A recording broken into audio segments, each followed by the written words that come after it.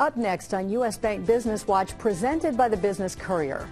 Follow your heart or follow the money? It's a tough choice for college students today. Move over delivery trucks, a drone may be dropping off a future package. And the story everyone is talking about. Big changes at the Cincinnati Enquirer. U.S. Bank Business Watch is next.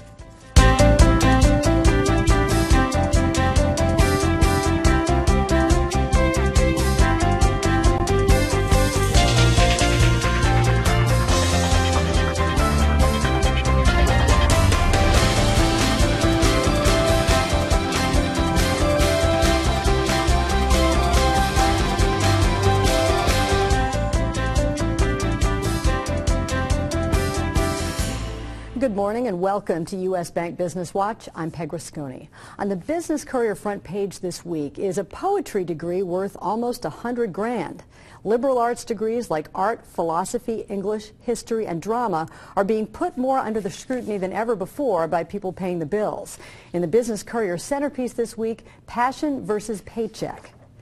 Enrollment growth at local universities has come in science, technology, engineering, and math, or STEM fields, and healthcare majors, programs that have a clear path to a career. The industry planning to hire the most new grads is information services, think Google, Facebook, and telecom firms, followed by finance and insurance, and professional business and scientific services. But some say the growing vocational aspect of college is troubling, citing recent graduates' lack of knowledge about the broader world and critical thinking skills. Business Courier reporter Andy Brownfield took a look at the issue of liberal arts versus more technical studies. He joins editor Rob Dahlmeyer in the studio with more on what he found. Andy and Rob. Peg, thanks. Andy, thanks for being here. You did the story for us. There's always been a debate as to, what part of college should be to expand your mind and expand your worldview versus I need a job. But it seems to be really acute right now, and that's sort of what you found. Why now? Why is this becoming such a bigger question now? Well, the Great Recession kind of changed the job outlook for all new workers and experienced workers entering the economy. And it became, for parents and students, a much bigger question of, if I'm going to invest nearly $100,000 in a four-year public university, what is going to come out of that once I graduate? But the fear is on the other side. Yes, you could get a technical degree. We list in the paper that some of these engineering jobs right out of school, kids making $60,000, $70,000. But the other side, the argument for liberal arts is what? Well, liberal arts expose students to a lot more disciplines and fields than they would be in a strictly vocational or technical discipline. And the argument is that it allows them to be better critical thinkers, it opens up their worldview, and it exposes them to different aspects of the human experience. What are colleges? You talked to a lot of the local colleges last week and the weeks prior to that. What are they saying to you? Well, I talked to a lot of the bigger colleges here in the Cincinnati region, and they're saying that they're not necessarily seeing a decline in the liberal arts, but they are not seeing their strongest growth. The University of Cincinnati, for instance, is seeing a lot of increase in healthcare and engineering and sciences, while the liberal arts disciplines are remaining relatively flat. Now, they're also saying that this trend isn't really threatening them, but it could be worrisome to some smaller liberal arts colleges. Right. We'll have to keep our eye on that. I think that's a good point. Thanks for being here, Andy. Thanks for having me. Back to you, Peg. All right, great story. Thanks, Rob and Andy. Well, the president of Union Institute says technology is changing the way his students earn degrees. Union ranks number 15 on this week's list of largest colleges in the tri-state. Union is targeted to adult learners. Union itself is a hybrid institution in the sense that we have some classes that are completely online, but we also have low residency requirements where people come together face-to-face in a more traditional classroom setting at least twice a year, and those residencies are always held here in Cincinnati. The average age for an undergraduate student at Union is 37. Kroger is the nation's largest operator of traditional supermarkets, but it's still looking for ways to grow. Organic and natural foods are helping accomplish that goal. Kroger's Simple Truth Natural and Organic brand was introduced 2 years ago, and this year will be a billion-dollar brand. Organic foods currently make up about 4% of all food sales in the U.S., totaling about $38 billion in sales. The Cincinnati-based Procter & Gamble recently offered buyouts to thousands of managers worldwide in an effort to reduce costs. The offer includes some in the company who hold significant enough leadership positions to be eligible for stock options. The goal is to eliminate some jobs by the end of the year, which will be June 30th. Procter & Gamble has about 118,000 employees globally, including roughly 11,000 here in Greater Cincinnati. Assurex Health plans to add scores of jobs. That's because Medicare has agreed to cover the cost of the Mason firm's genetic test for people with depression. More than 52 million Americans are insured by Medicare, including 43 million people ages 65 or older and 9 million with disabilities. Assurex has about 220 employees now, including a sales team of 74. The company is looking to double the size of the sales force. A Cincinnati-made truck-based drone could be dropping packages on local porches in the near future. AMP Electric Vehicles, is working with students in the University of Cincinnati Department of Aerospace Engineering on the Horsefly drone. The Horsefly drone mates to the top of the electric vehicle. Once it's loaded with a package, it goes off, makes its delivery. The vehicle keeps going on to its next delivery. After the Horsefly makes its delivery, it reacquires the truck, mates to the top of it, charges its battery, ready for the next delivery. A human pilot would operate the drone for the last 400 feet or so to make sure the package gets where it needs to go. The ultimate goal is to have the drones eventually be completely autonomous. Pretty cool to watch. Well, the YWCA Greater Cincinnati is celebrating a milestone for its landmark building at the corner of 9th and Walnut downtown. This is the 85th anniversary of this building. It was built in 1929, right before the Depression, and it was built for $1 million in 1 year, 13 floors, with all the relief work and grand staircase.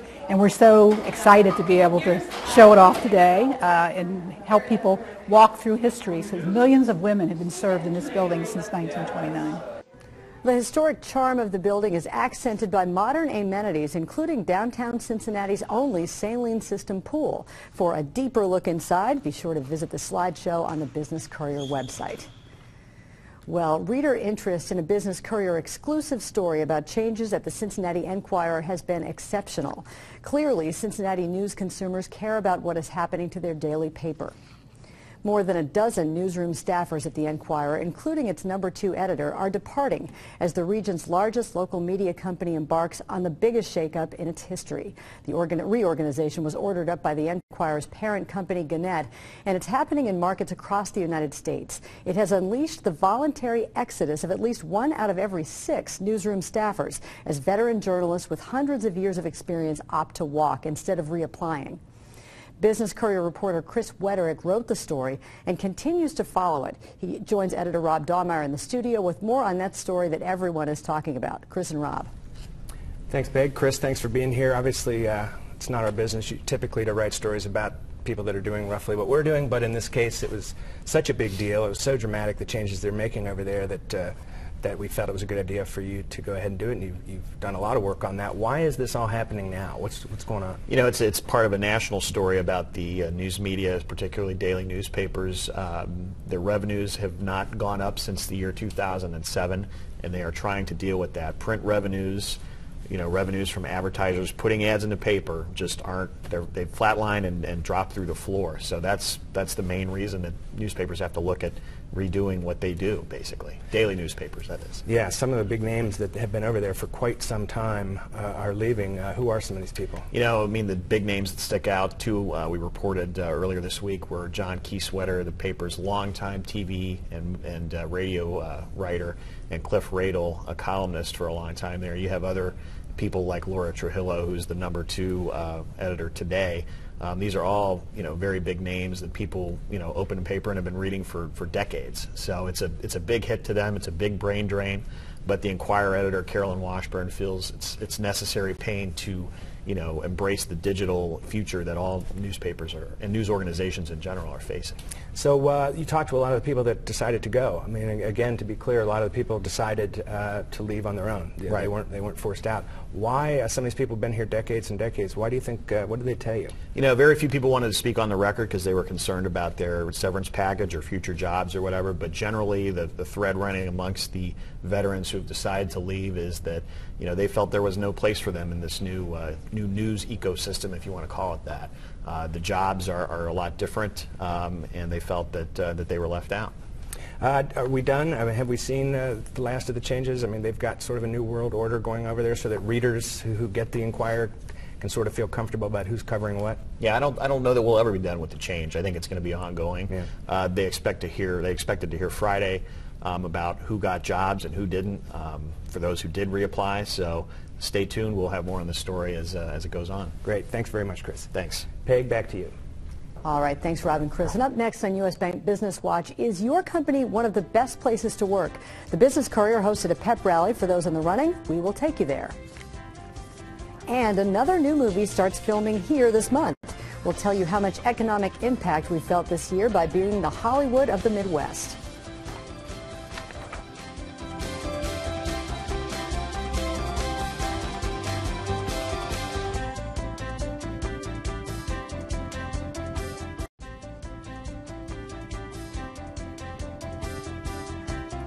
Some news now that's getting a lot of attention on the Business Courier website and social media sites.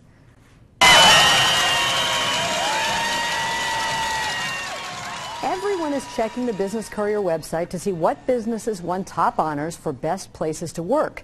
The Business Courier named the winners in the 2014 competition and celebrated all of the finalists at a spirited pep rally at Xavier University's Cintas Center last week. More than 750 people rolled out to cheer on the finalist group of 58 greater Cincinnati companies. This is the 12th year for the program. To find out the winners, you can visit the website. Curious about what might be going on in the kitchen of your favorite restaurant? Well, the Courier culled through more than 6,000 restaurant inspections completed by Hamilton County and the city of Cincinnati and combined the listings to create a database of all violations found from January to September of 2014. If you dare, visit the Courier website and plug in a name to find the results. A lot of people have already checked out their favorite restaurants.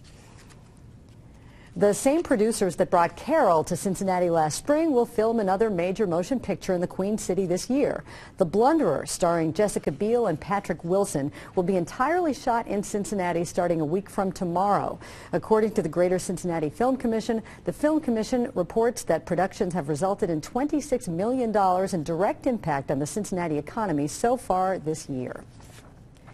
There are about 8 weeks left in the year, and you know what that means. About 7 weeks of holiday shopping. There are some economic indicators that show strong potential for holiday sales. In this morning's U.S. Bank Economic 360, Mindy McLaughlin, Senior Vice President and Senior Portfolio Manager from U.S. Bank's Private Client Reserve, joins Business Watch producer Kelly Leon in the studio to talk about what we can expect. Ladies. Thanks, Peg. And Mindy, thanks for being here. Sure, it's good to be here. In. I wore my red. Yes, for the holidays. Getting geared up. I'm not ready for this, but I am enjoying the lower gas prices. Without a doubt. So is that going to mean that's going to continue and I'm going to have more money to spend for the holidays? That is the thought at this point. Definitely oil prices have fallen this year. Since the peak in the spring, they've actually come down over $20 a barrel. Oh, wow. And what that means is that translates into about $140 billion of additional cash that consumers can redirect. And we have a chart that shows the price of oil there. Yeah, we see it here. And another way to look at that is essentially for every 1 cent decline in the price of gas at the pump, excuse me, that's about $1 billion that households can redirect into something else. So we think there is going to be a lot more money. So are we as consumers spending those extra dollars or are we saving them? Yeah, that's always a good question. It's interesting to look at consumer behavior. I think initially what consumers tend to do is kind of hold it a little while and just try to make sure this is for real. But this has been going on now for quite some time. And if you think about other things that are happening in the economy, job growth has been better. Wages are actually up about 2.5% year over year. Household, the value of homes have gone up and had a strong stock market. So I think people are definitely pretty engaged and more likely to spend at this point. And where are they spending? Who benefits from this extra extra money in the economy? Sure. We've already seen, mobile phones, that's been a big place for a lot of money to go. And autos, I think as job creation has come back and so forth, there's been a little bit of pent-up demand there. So we've seen that already, but there are some sub-industries that do particularly well when we have a strong dollar and when we have falling oil prices. And one of the biggest areas, I think, is internet retail. So we're looking for that to be a big place to see a lot of money spent. Also, people love to spend money on their home, favorite thing. So home furnishings, that's a subsector that should do well. And the airlines are doing pretty well. I think you may see people open their wallets and actually, instead of drive, maybe fly this year. So, one thing I think you have to be careful, though, is there are some retailers that derive a huge amount of their sales from overseas. And as those markets have slowed this year, we've seen that with some of the retailers this week alone in their earnings announcements, they're not quite meeting it. So from an investment standpoint, I think it's important to focus on domestic companies and so forth. But, I think really, even with the Thanksgiving holiday late in the season and kind of a shortened year end, it should shape up to be a pretty good season, all things considered, if oil prices stay low. Oh, but that sounds good. And we'll have you back on to monitor that and see how we're doing. Update the progress. Yeah. Mindy, thank you. We appreciate you and U.S. Bank so much. Thank you. Peg, back to you. All right, thanks Kelly and Mindy. And still to come on U.S. Bank Business Watch, Veterans Day is this week. We'll tell you about some free performances that educate all of us on the price of war, and we'll hear from a local vet who's now a freshman at UC. And congratulations to Brian Isaac Phillips, producing artistic director at the Cincinnati Shakespeare Company, another 40 under 40 honoree.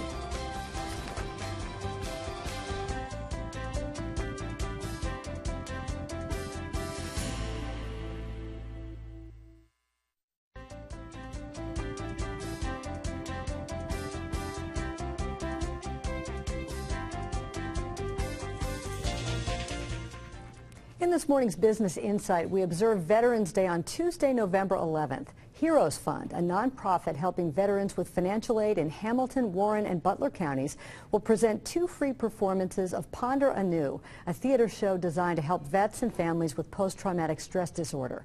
Ponder Anew, a World War II warrior story, is adapted and performed by Carol Ponder and Robert Kiefer.